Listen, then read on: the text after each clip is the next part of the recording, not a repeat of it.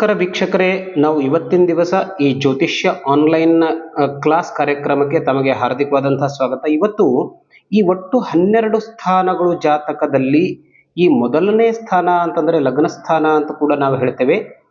ಈ ಸ್ಥಾನದಿಂದ ನಾವು ಯಾವ ಯಾವ ವಿಷಯವನ್ನ ಚಿಂತನೆ ಮಾಡಬಹುದು ಅಂತಂದ್ರೆ ಯಾವ ವಿಷಯಕ್ಕೆ ಸಂಬಂಧಪಟ್ಟಂತಹ ಪ್ರಶ್ನೆಗೆ ಉತ್ತರವನ್ನ ತಿಳಿದುಕೊಳ್ಳಲಿಕ್ಕೆ ಸಾಧ್ಯತೆ ಇದೆ ಅಂತ ಅನ್ನೋದನ್ನು ಇವತ್ತು ನಾವು ತಿಳ್ಕೊಳ್ತೇವೆ.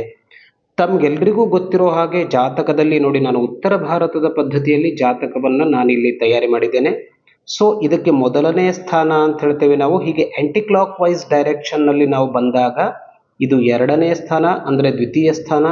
ಇದು 3, 4, 5, 6, 7, 8, 9, 10, 11, 12 ಹೀಗೆ ಒಟ್ಟು 12 ಸ್ಥಾನಗಳು.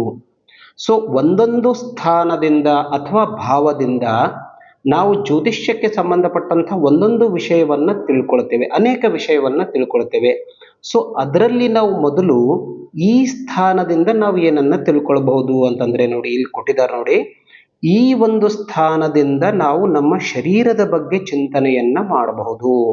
ಶರೀರದ ಸುಖ ಅಥವಾ ಶರೀರ ಅಂತಂದ್ರೆ ಆ ವ್ಯಕ್ತಿಯ ಶರೀರ ಯಾವ ರೀತಿಯಾಗಿರಬಹುದು ಅಥವಾ ಆತನ ಆರೋಗ್ಯ ಯಾವ ರೀತಿಯಾಗಿರಬಹುದು ಅಂತನ್ನೋದನ್ನ ಕೂಡ ನಾವು ಈ ಸ್ಥಾನದಿಂದ ಚಿಂತನೆಯನ್ನ ಮಾಡ್ತೇವೆ. ಅದರ ಜೊತೆಗೆ ನೋಡಿ, ಮನುಷ್ಯನ ಸುಖ ದುಃಖ ಪ್ರಶ್ನೆ ಕೇಳಲಿಕ್ಕೆ ಬಂದವರದು, ಆತನ ರೂಪ ಮುಖ ಅಂತಂದ್ರೆ ಮುಖಕ್ಕೆ ಸಂಬಂಧಪಟ್ಟಂತಹ ಪ್ರಶ್ನೆ.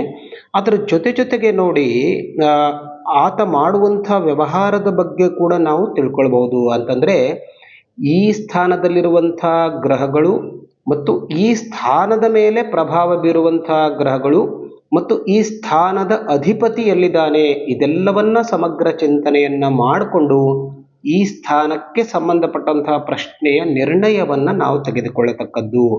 ನೋಡಿ, ಆತನ ವ್ಯವಹಾರ ಮತ್ತು ಸಾಹಸ ಬುದ್ಧಿ ಇದನ್ನು ಕೂಡ ನಾವು ಈ ಸ್ಥಾನದಿಂದ ತಿಳ್ಕೊಳ್ಬಹುದು.